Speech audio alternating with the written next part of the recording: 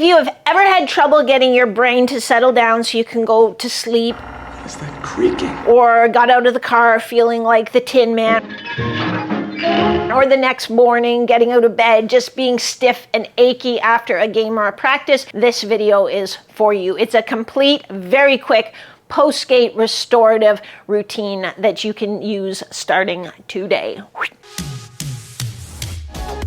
Having a post-skate routine is something every goalie should have. Even us lowly beer leaguers should have one. Because it's our best opportunity to recover, to be ready to go for things like getting out of bed the next day.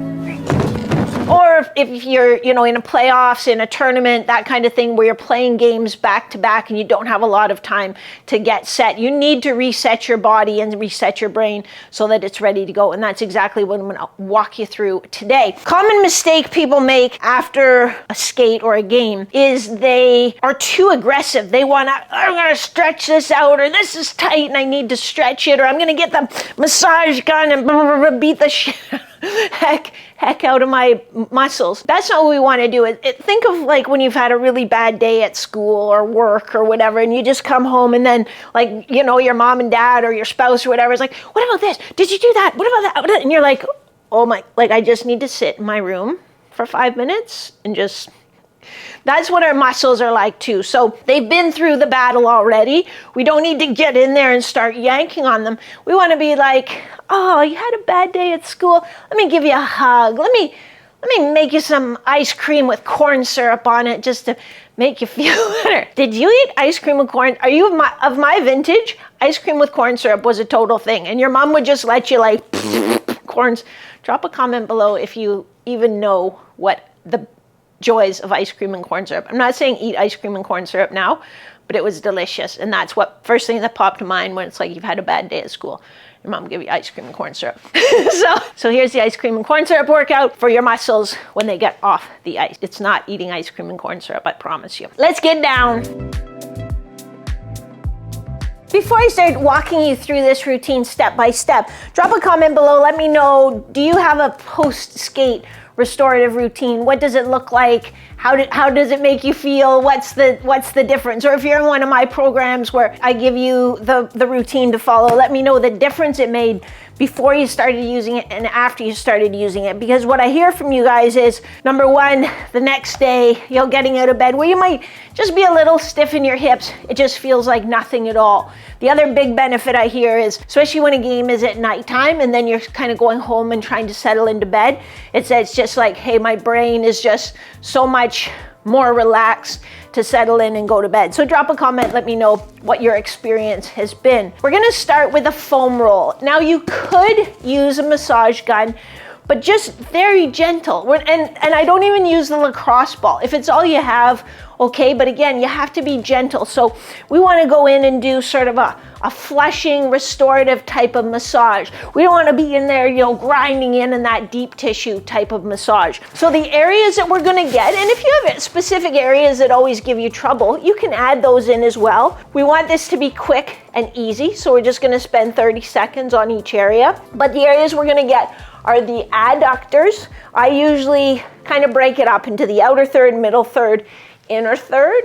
And it's just, I'm not aggressive. If I have some knots, I might hang out on there, but I'm not grinding in there trying to really get deep. This is about recovery, not about improving our mobility.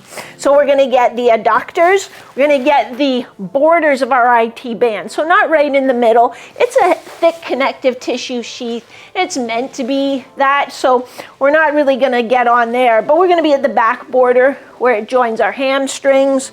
We're gonna get on the front border where it joins with our quadriceps. And then we are gonna go over and get some foam rolling on the quadriceps as well. Then we're gonna gently go after our adductors a little bit, and we're gonna do our half groin rock back. So I just feel a medium stretch here. I'm not stretched as far as I possibly can.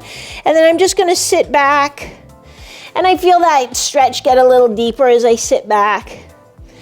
Not trying to force it at all, really just trying to say, okay, that's fine, just, relax, hang out there.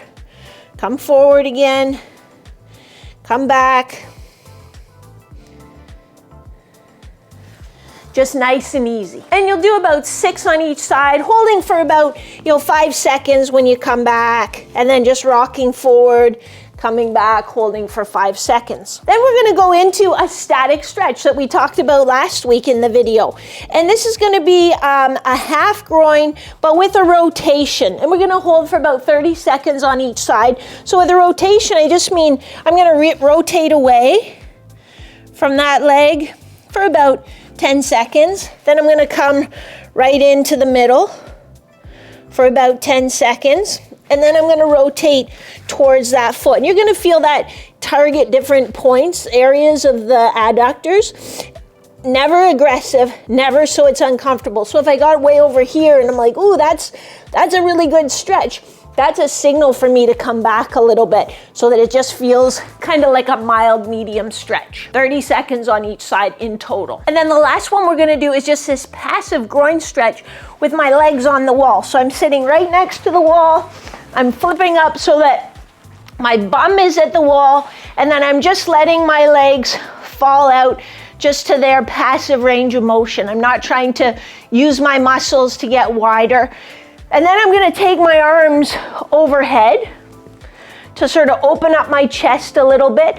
And the emphasis for this one is on breathing. So I'm gonna breathe in through my nose for 4 seconds, and I'm gonna breathe out through my mouth for 6 seconds.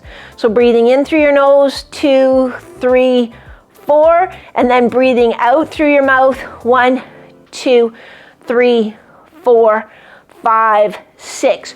You could hold your breath for 4 seconds at the top, so breathe in, hold for 4, breathe out for 6, but I don't want you getting to a point where it's like, it's kind of stress breathing. So I want it to be nice and relaxed.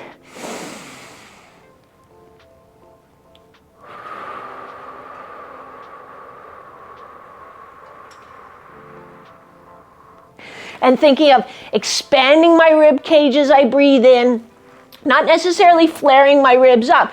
Think of expanding my belly, expanding my ribs laterally. As I breathe out, tapering everything down, breathing all of that air out, but nice and relaxed. And we're gonna do that for 90 seconds. And that's gonna help reset our autonomic nervous system a little bit. So it's gonna take us out of that sympathetic fight or flight system and kind of bring us down into more of a parasympathetic level where it's kind of rest and recovery and restoration. You will be shocked by the difference it makes to how you feel both after the game and in particular the next day when you have to get back on the ice or back in the gym or whatever it is you need to do. You're just gonna feel like nothing ever happened. Your body's going to be ready to go. When goalies go to training camps or tournaments or playoffs, this is essential to them feeling good on the next outing, even if they don't have a lot of time in between games or events. I like the goalies I work with to do this even after practice. I think it should just be a habit. You want to keep the same routine. You don't really want to change things up. Another huge benefit of this one is you get used to how your body feels. It's a lot like a pre-game warm-up, off-ice warm-up, and I'll link to one that you can try out here. You learn what it should feel like or what your body normally feels like. And so then if at the end of the game you're doing the half groin with rotation and now all of a sudden, geez, that's really, really tight and a little bit sore, it tells you, okay, maybe I'm going to give it a little extra attention. Maybe it needs a little extra recovery. Maybe it's something I need to get checked out. So it's a nice way to kind of touch base with your body and what's going on as well. Give me a thumbs up if you found this helpful. Just do me a favor and try it. I know a bunch of you are watching and you're like, I'm not gonna get on the floor in my dressing room, my rink is disgusting. That's fine.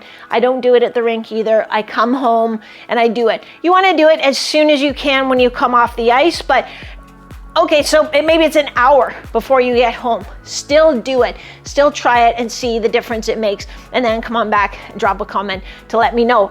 I will catch you next week. Same bad time, same bad channel. You know the drill. I love you guys. Thanks for hanging out.